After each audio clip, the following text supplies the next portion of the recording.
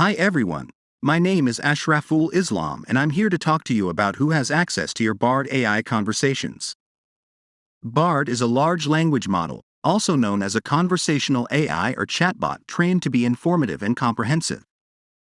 Bard AI trained on a massive amount of text data, and Bard AI able to communicate and generate human-like text in response to a wide range of prompts and questions.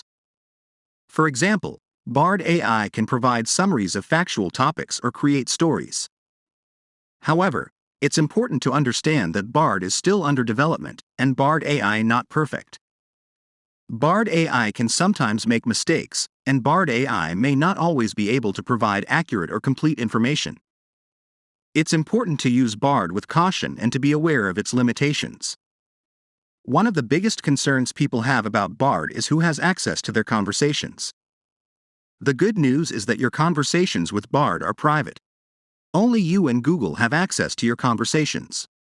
Google does not share your conversations with anyone else, including advertisers or other companies.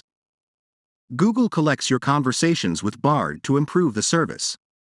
Google uses your conversations to train Bard to be more accurate and informative.